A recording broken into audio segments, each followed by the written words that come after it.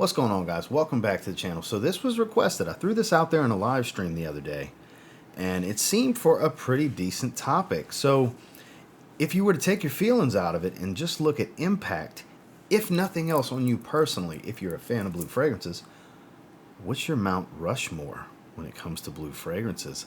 And myself being a blue fragrance guy, I felt like it was the perfect topic for me to tackle. And I'm actually going to make this a tag video because I'm very curious to see what others think. I'm going to tag a few people specifically, even though it is an open tag. If you see this and you want to make this video, you go ahead with your bad self. I want to see your take. Make sure to let me know because I want to see what everybody thinks. But this is the 4. If there's such a thing as a Mount Rushmore blue fragrances, in my opinion, it's these. Stay tuned.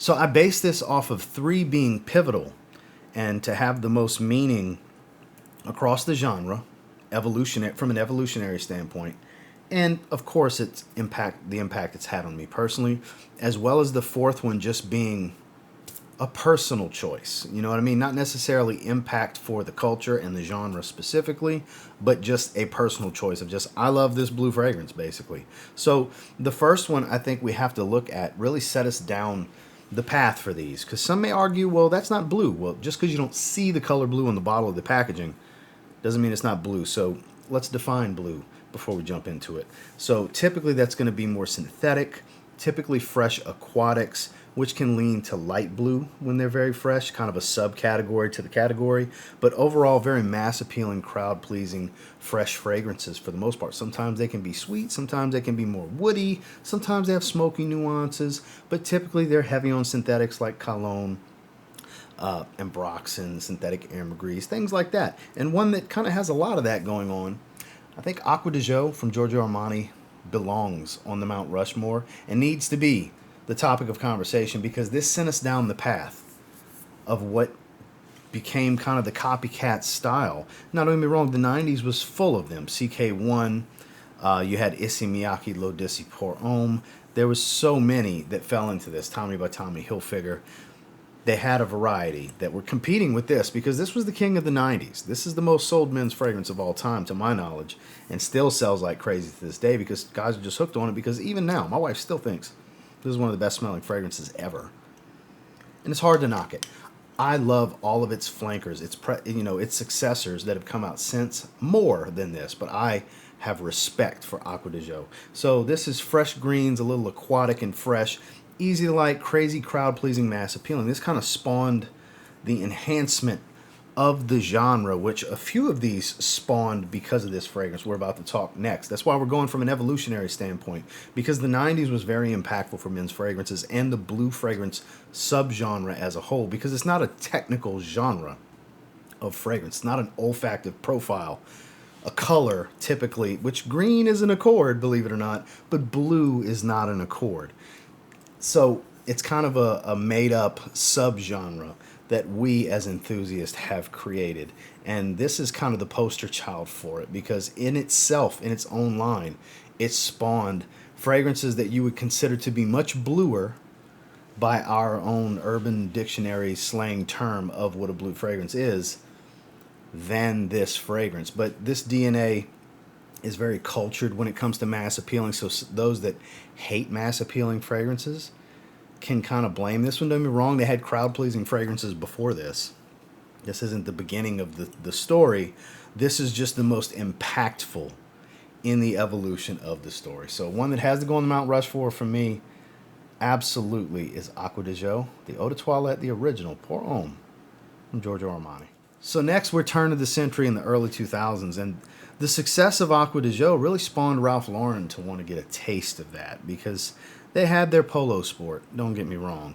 But when it came to Polo Bleu is one of the most replicated designer fragrances of all time. There are so many designers, cheap clone brands that just, whatever, make their shower gel scent. This is like one of the main shower gel scent originators. Some would argue Azaro Chrome, things like that. Don't get me wrong, that might make some people's Mount Rushmore. But for me, Polo Bleu was the obvious choice because it was so impactful on me as well as the industry and the category as a whole. Because this is similar in many ways to this, where it spawned multiple flankers that are even coming out to this day. The most recent being Polo Bleu Parfum, which is the superior fragrance in the line, in my opinion. But nothing more distinguishable than the aquatic, watery cucumber smell that this is known for. A little bit of fresh greens, a clean, musky smell. This is the smell of the early 2000s. You know, this was the dude fragrance, basically. This is what everybody was wearing, something that smells like this. Most notably, they were wearing Polo Bleu. There's so many bottles of Polo Bleu that have been sold over the years. And this kind of brought us into that more heavy aquatic side of things, because there were aquatics prior, but it kind of got an overhaul where this kind of sparked the obsession with the fresh blue aquatic fragrance. This is, I think, the culprit for it personally. This is obviously opinion, and again, it's my Mount Rushmore, so I'm sticking with it, you know. Some would argue this point for all four of these, because that's why I want to make it a tag video. Everybody's going to have a different four. You'll see some overlap here and there, but this is going to be a good tag video, I think. But that cucumber smell is iconic. Everybody thinks Polo Bleu when they smell it. It's present in so many fragrances out there. Paris Hilton for men, for example. Calvin Klein, Eternity, Aqua, just to name off two immediately that are very affordable, that very much replicate a similarity to this because it's so iconic. It's so pivotal when it comes to blue fragrances. I had to have it on the Mount Rushmore. It's Ralph Lauren's Polo Bleu Eau de Toilette. Now, this one's very impactful for me. This is when it really dawned on me that I'm really into fragrances. As a young man, this came out in the early 2000s, a few years after Polo Bleu. This is what made them realize a blue fragrance can be a little deeper. It can have some depth, because here you have the fresh citrus, you have that watery aquatic nature, but you have a peppered spice that's very prominent. You have a smoky incense nuance, a nice woody tone. It's not as generic. Now, in today's fragrance world, it's more generic, but at the time, around 2005, Dolce & Gabbana Light Blue was groundbreaking. This was a groundbreaking fragrance. It's still wildly popular and heavily sold today. It's got a ton of flankers that have come out since that, honestly, I don't think are better than. I have a bunch of them. I still think this one's the best. This is the best smelling one. So highly complimented, so attractive to women. That is the main reason this was so highly sold, and is still so highly sold to this day. You can get this for a great price from discounters. This is my little 40 ml I got on clearance at Marshall's a few years ago. Eventually, I'll get close enough to the bottom of it, and I'll buy another bottle. I've had multiple bottles over the years. This is a very important fragrance in the evolution of the subcategory and in my personal life. This one's very impactful, more so than the other two. This is the most impactful of the four on me personally, because this is when I realized I'm just really into fragrances, because I always had at least a few fragrances to choose from, all the way back to, you know, like 11, 12 years old. I always had 2 or 3 fragrances on the dresser to choose from. And then by the time this came around, I was having, 8, 10, 12, 13 fragrances on a regular basis, where it's like, I really like fragrances to have that many. That was a big thing in 2005, 2006. I mean, there was no online perfume community as we know it now. You are a part of it watching this video right now. This wasn't a thing back then.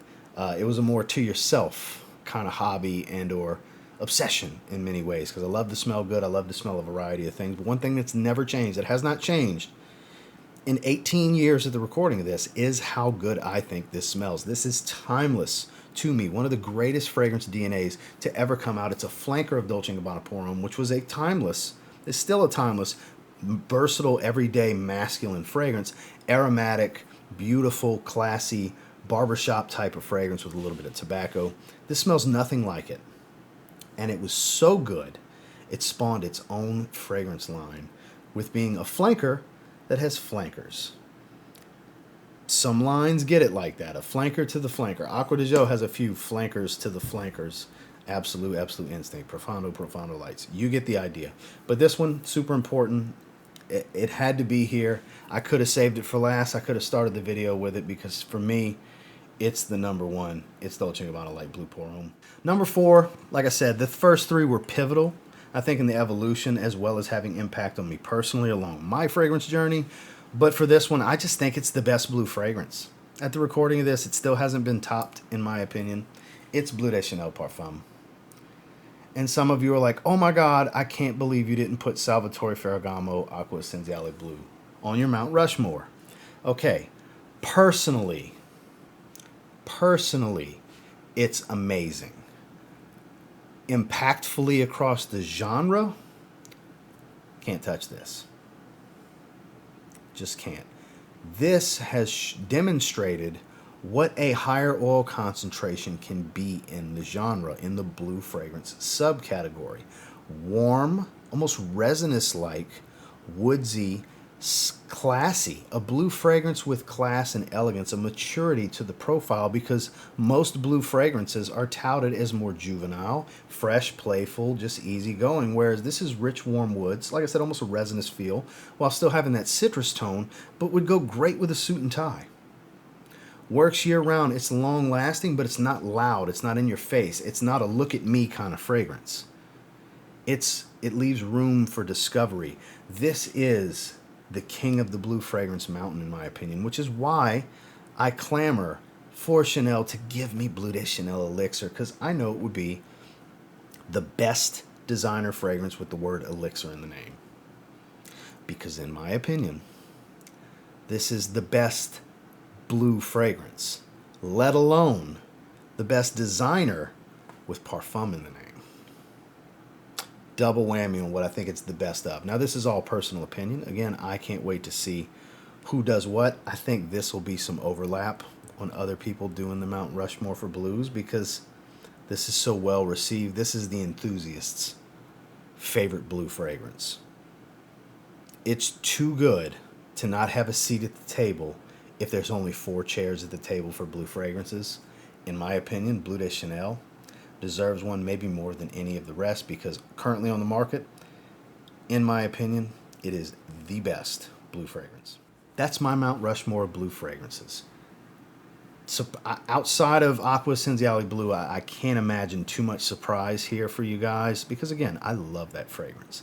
And if it was just personal picks on just what I like, sure, it could have made it. But I have to consider the impact on the category. That's the point. You have to have some objectivity here on how did it forward, how did this fragrance forward the category? How did it help evolve it? And these 3, not too many people will argue with me about the impact they've had. These are pivotal fragrances in the evolution of the blue fragrance that got us to this point. So now maybe you understand my thought process on this. So I'm going to tag my man Dedrick Hicks Jr. Tag you're it. I'm tagging Randy, fragrance dude. Tag you're it. I'm trying to think of people that typically like to roll with designers, because this is a designer type of topic. I would also like to, like I said before, make this an open tag. So I want any content creators across any of the platforms. If you make fragrance content and you think this is something you'd like to do, please tag me, send me the link, something. I want to see what you come up with.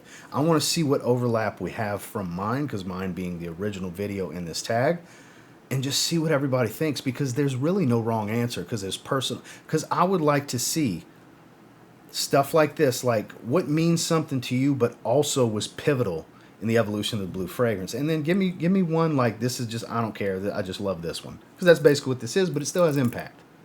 It still has impact. So impact on the category is the main topic for me to make it, if you want some clarity, to make your Mount Rushmore. But by all means, have some fun with it, because this was an interesting one for me to do. So I have those 2 tagged as well as an open tag. Let's see how this goes. I'm very curious. I'll have their channels linked below. And until next time, do me a real quick favor, go ahead and like, comment, subscribe. So I do appreciate all the feedback, and I love hearing from you guys. What do you think about the 4 that I have on the Mount Rushmore? This ought to be interesting. I'm curious to see what you guys come up with. And let me know, those of you that aren't content creators, you just like to consume the content, let me know in the comments, what is your Mount Rushmore of blue fragrances? I'm so curious. And until next time, I will say, if you get your hands on any of the 4 that are on my Mount Rushmore, and you give them a spray now, I can almost guarantee you'll thank me later, because they matter. Have a good one, guys.